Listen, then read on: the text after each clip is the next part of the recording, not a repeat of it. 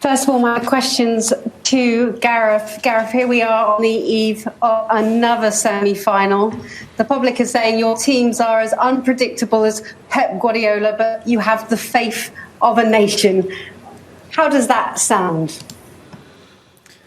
Well, we're very excited about the game, that's for sure. And we know that we're going to have tremendous support throughout the country, so that's a great feeling for us. I think we're ready for the game. I think the players are ready.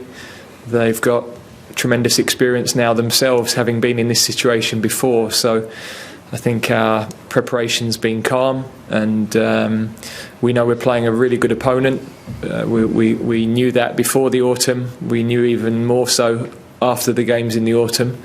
So it's going to be a really, really tight game, I think, and I think an exciting game for everybody.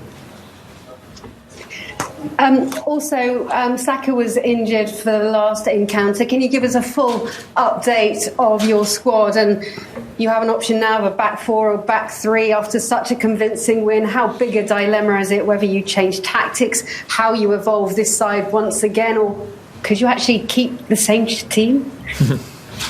Well, we've got, at the moment, we've got everybody available. We have got one or two checks to make tonight.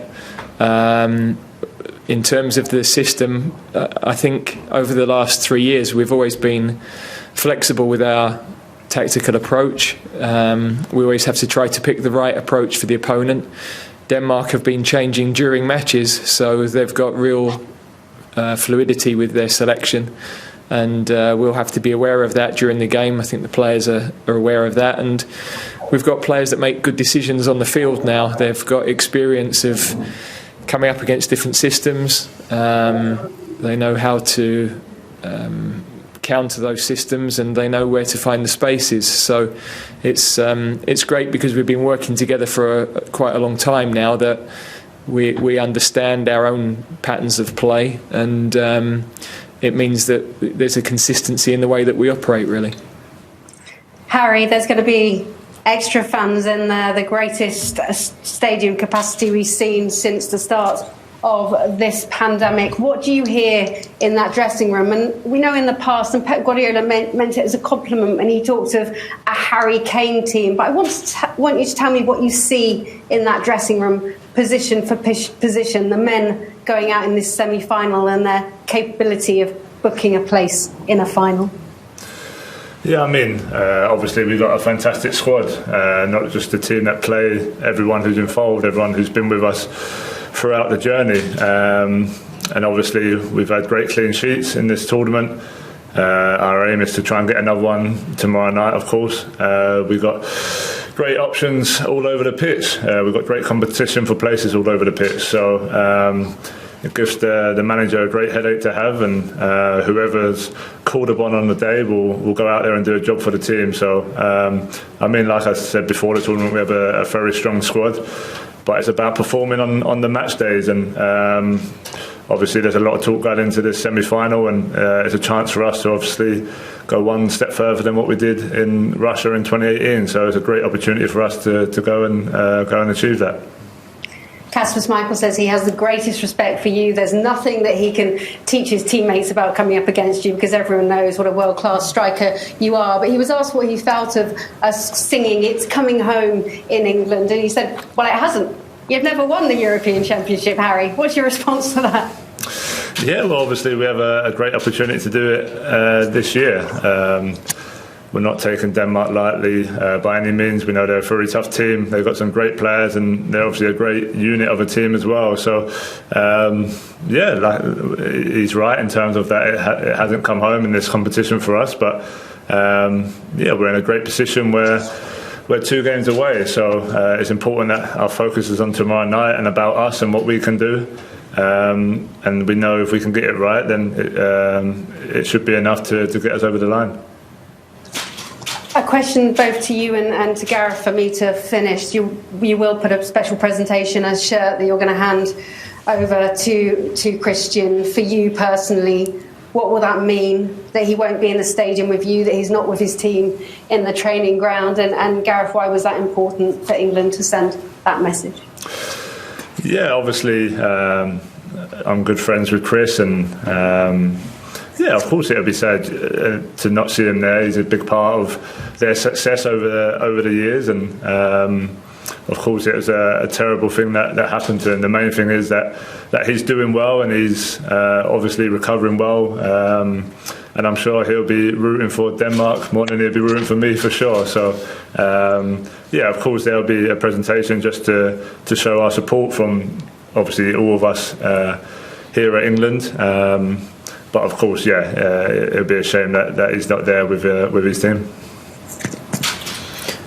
Yeah, I think on behalf of all of us, we obviously were watching when it all happened and unfolded, and I think everybody was moved and worried and anxious about what we were seeing. So it's brilliant to hear that he's recovering well, and I think given the fact as well he played in England and was such a impressive player and person in the Premier League, I think even more so we wanted to have that recognition for him and his family. Thanks, Carrie. Next to Simon Peach, Press Association. Firstly, good luck tomorrow. It's just a quick one on the back of Casper Hillman's press conference. He suggested that there's a lot of pressure on England, that it's a situation they could take advantage of, having so many fans here, but also that expectation. Just wondered how you do deal with that, because that obviously is a thing that you are having to deal with. Well, I mean, we've had expectation during the whole tournament, and I think we've dealt with that really well in the opening game, for example, and in the game with Germany. But we've never been to a final, so the pressure is what you choose it to be, really. I think it's a motivating thing. It's a challenge for us. If we were a country that had won 5 titles and we had to match what had gone before, it might feel differently, but we're not. Denmark have won it, so maybe there's more pressure on Denmark to replicate that, but it's not the way we're viewing the game. We know it's about performing on the day. We know that we've got to prepare in the best possible way, and we believe we have. It's a quick turnaround between the matches, and 2 very good teams, so we're looking forward to the game. Just a quick question for Harry on a similar theme. How much are you feeling the weight of expectation heading into this match, and are you embracing it and enjoying it? Yeah, I think whenever you're an England player stepping out into a major tournament, every game is a high pressure situation. I spoke after the Germany game about the pressure that was on us as a team to perform and the expectation, and we come through that well. And then of course the Ukraine game, the further you go, obviously we was expected to win that game, but you still have to go out there and perform under that pressure. So it's part and parcel of major tournament football. Obviously a lot of us have been dealing with it at club level as well, in Champions League finals, semi-finals, cup finals. So the squad's obviously probably more experienced than what it was back in 2018. So it's a chance for us to go out there and prove it. We can obviously talk as much as we want, but the bottom line is we've got to go out there and perform, and we've got to go and be free tomorrow night and enjoy it, but of course have a real focus on trying to get through to the final. Thanks, Simon. Alex Howell, BBC Sport. This one's for Gareth. Hi, Gareth. With the Nations League and the World Cup, this is the 3rd semi-final in 3 years. Is it getting more normal to prepare for these occasions? Well, it definitely feels different this time, in that the first time around the World Cup was a very emotional journey for us. We hadn't won a knockout game for 10 years or something like that, and the night with Colombia where we won that knockout game, we won a penalty shootout, was highly emotional. Then we had the quarter-final with Sweden, which again, first time in a semi-final for 35 years or whatever. So it has felt different this time, in that we expected ourselves to get to this point. We've had that internal aim, but we've been, not celebrating the victories in quite the same way. We've moved on to the next challenge quickly, and it was the same after the game in Rome. Important that we acknowledged our fans out there who were brilliant, and it was great to see the number of fans that we had in the stadium. But our focus was very quickly on the game against Denmark. Thank you. And just one for Harry, please. The former Denmark manager compared you to Cristiano Ronaldo, the level of your finishing. Just wondering what you made of that. Yeah, no, that's high praise to obviously receive. I've spoke before about Ronaldo and Messi and the way they took football to almost another level in terms of their goal scoring ability and their performances year in, year out. So whenever you're mentioned in the same breath as one of those, it means you're doing something well. So yeah, of course I appreciate that, and that'd only give me more confidence going forward. Thanks, Alex. Lars Klaus, BT Sport. Yes, thank you. My question is for Harry Kane. Hi, Harry. Christian Eriksen have been invited to Wembley on Sunday by UEFA today. What would it mean to you if you could have a chance to see Christian and say hello after what happened early on the tournament? Yeah, no, of course. I said early after it happened. Of course, I texted him and wished him well, but yeah, I look forward to seeing him and catching up with him. So of course, it'd be nice if England are playing in the final and I can catch up with him after hopefully a happy day. But no, of course, like I said, I'm good friends with Christian and his family as well. So yeah, whether he decides to come or not, of course I hope to catch up with him soon. And like I say, from my point of view, I'm just glad that he's recovering well, and just hope he continues on that path and until we do meet again. All right, and one last question for you too, Harry. How much have you been texting with Christian and maybe his family since the game against Finland in Copenhagen? Yeah, I mean, I texted him after it happened. He texted me back, obviously, a few days later. Just a quick message. I know, obviously, my wife is friends with his wife as well, so I know they've been in contact. So yeah, of course, it's a lot has happened for him and his family as well. So yeah, I don't want to bombard him with messages. He knows he's got a place in my heart and obviously all of our hearts around the footballing world. So yeah, it's important that he just rests and recovers now, not just physically but mentally as well. Obviously, it was a big, challenging time that he went through. So like I said, I hope to catch up with him as soon as possible. Thank you. Next to Patrick Strodel-Peterson, TV2. Yeah, thanks a lot. Question for you, Harry Kane. Well, you did not manage to to beat Denmark in the Nations League in the two games you played against them. Dropped off there. If you can re-raise your hand, we'll bring you back in. We'll briefly go to Jack Pitt-Brook of The Athletic next. That left foot volley that you hit in the Ukraine game that forced the corner that Henderson scored from, is that the kind of thing that you would only take on and go for if you're feeling confident and on top of your game? No, not really, if I'm honest. I don't need a second invitation to shoot, that's for sure. I'd always do what I feel is best for the team on the pitch at the right time. So I've said before, I'm always confident in my ability to score and to hit the target the majority of the time. So yeah, whether I've scored or not scored, I've always said the next opportunity is the most important one. So yeah, it was obviously a nice contact. Keeper made a good saves, but thankfully Jordan managed to get his goal from the resulting corner. And just a quick one for Gareth.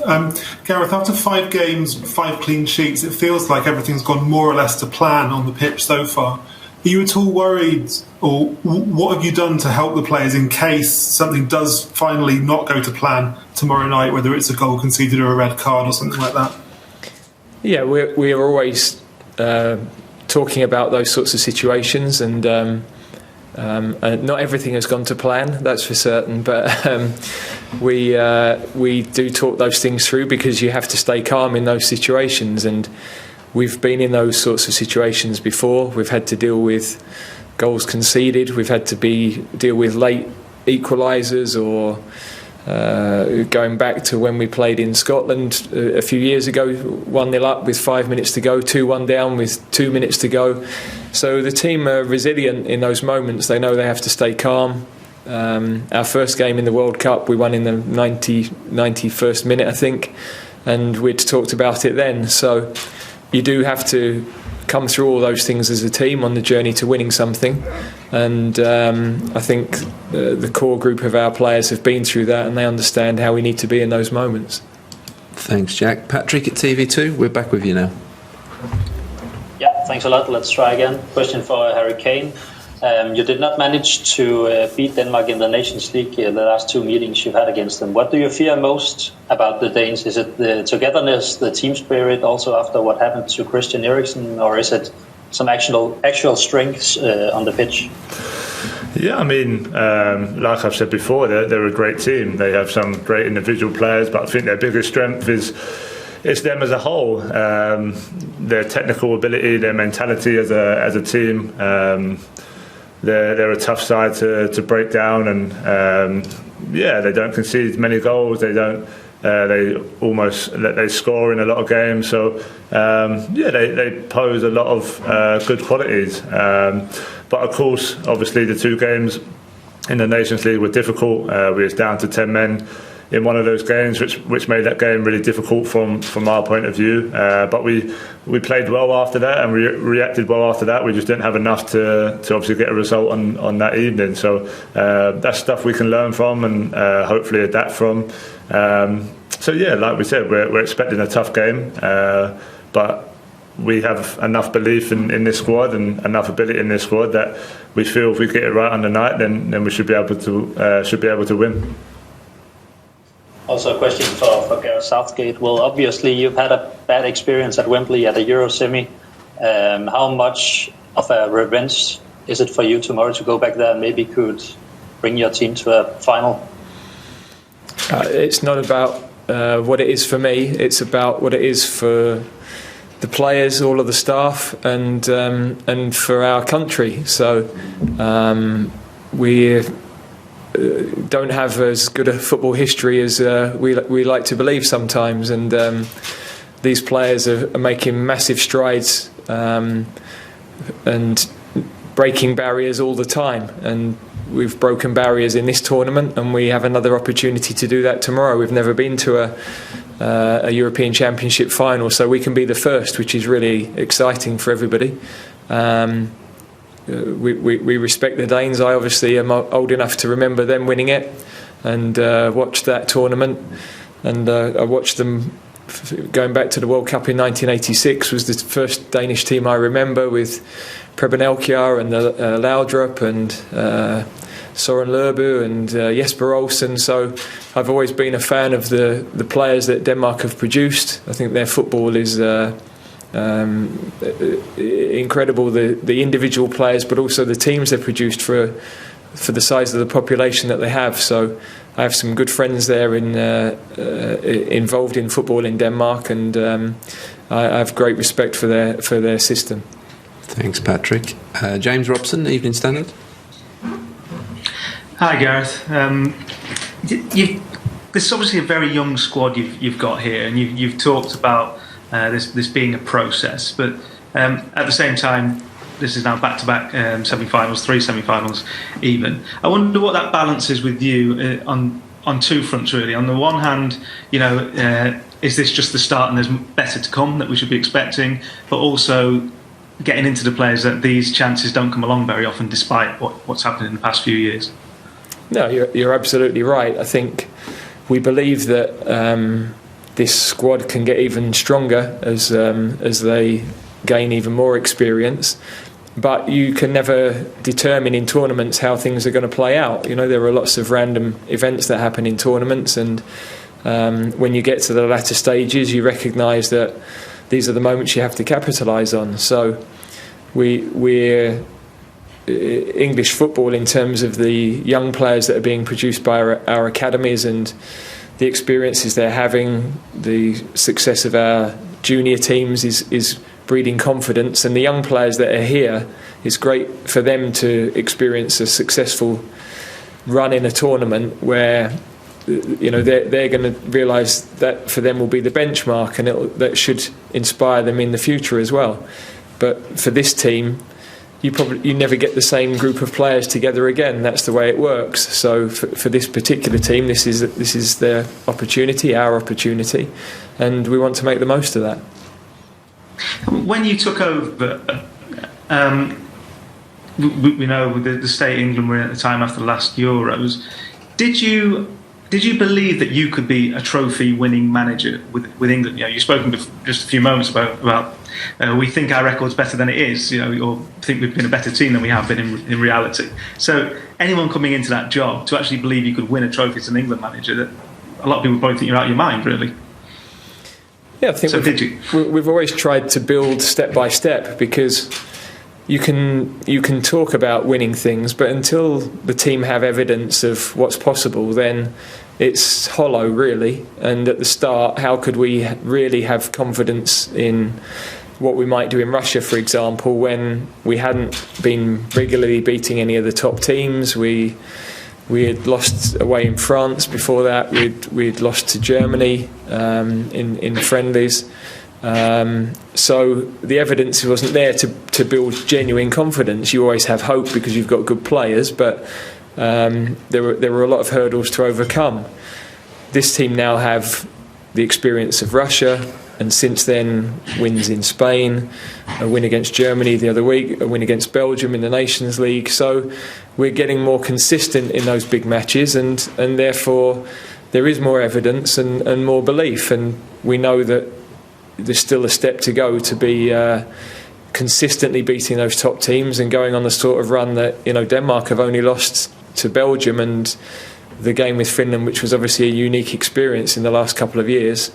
Italy are on a phenomenal run, Spain are on a tremendous run. So to win things and to be at the top level, you've got to be winning those games and winning them consistently, and that's got to be our continuing aim. Thanks, James. Martin Schmidt, bold.dk. Thank you very much. First, a question for Gareth. Denmark has played several different formations during the tournament, and they have changed quite successfully during games. What do you make of the coach Kasper Hjulmand in terms of tactical abilities and him as a coach in general? Yeah, well, I knew about him before he got the job because his work at Nordsjælland, and of course he's big friends with Thomas Frank, who has done a brilliant job here at Brentford.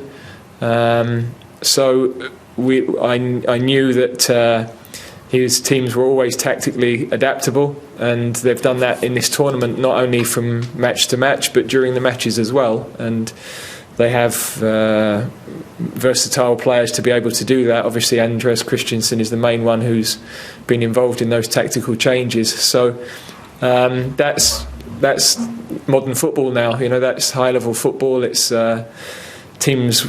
You write a formation down at the beginning of the game, but teams are rarely in that formation with or without the ball. They press aggressively, they go man for man in situations, they build in different patterns, and players now are far more adaptable than years ago in all countries, I think. Thank you. Yes, and a quick one for Harry as well. Obviously, you know Pierre-Emile Højbjerg really well, and he praised you a lot at the Danish press conference a while ago. So I would like to ask you, what can you say about him as a player, and what development have you seen from him? Yeah, no, Pierre's a great player, a great leader in our team, obviously at club level as well. So he's been great ever since he's come to the club. He's a real good voice, real good vocal person you can talk to on and off the pitch. So and obviously his qualities on the pitch show for themselves. He breaks up the game really well. He's great on the ball. So yeah, of course we know each other well. I'm sure we'll have a good battle tomorrow night. But yeah, overall I think he's a great player, and obviously it's been great to play with him over the last year or so. Thanks, Martin. We've got time for two more, starting with James Ollie, ESPN. Hi to you both. A question for Gareth. In the analysis that you've done looking at the semi-final against Croatia in 2018 and then in the Nations League against Holland, is there anything that you think the team needs to do differently to actually take that next step and get to a final? Well, two very different experiences for us, really. The Croatia game, obviously, the furthest we'd been, and I think we would acknowledge that we could have made changes during that game to improve the situation, but equally we weren't as brave with the ball once we'd gone ahead. We went ahead so early in the game, and so I think the tournament played out differently for us. Fatigue became a factor definitely in the second half. We'd had extra time in one of our matches prior to that, and we'd had a very consistent team, so we're in a slightly different place in terms of the depth of the squad and the strength of the squad now. And the game with Holland again was bizarre for us because we had 8 boys in the Champions League final 3 days before the game, so our preparation for that was really all over the place, and was again with that game very tight. We were half of Jesse Lingard's foot away from being 2-1 up with 8 minutes to play, and we made errors through fatigue and extra time. So there were two different experiences, but it's given us the understanding of preparing for those big matches and what they feel like, and I think that's part of the journey sometimes teams have to go through. I remember Germany got to a couple of semi-finals before they finally cracked it, and that's got to be our aim now as a team. Thank you. Good luck. Thank you. Thanks, James. And we'll finish with Paul Ferdinand from Extra Bladet. Yes, hello. And this question is for Harry Kane. You have a particularly good track record, even for you, against Kasper Schmeichel when playing Leicester in the Premier League. Is that something you can take into tomorrow's game? No, I don't think so. I think every game is different. Obviously, totally different environment, totally different team from his point of view as well. So, for me, whoever's in goal, whoever I'm playing against, I'd always back myself first and foremost. So, sometimes as a player, you have teams, or you have moments where you're scoring against one individual or one team in particular. But from my point of view, it's not something I think about too much. Obviously, like I said, it's a different game, a totally different situation. Hopefully, from my point of view, I can carry that on and score a couple more. But of course, I'm just focused on doing my job for the team, and hopefully that's enough to get us through. Thank you. Okay, thank you very much. We'll conclude the media conference there. Thanks for joining us this evening. Thank you.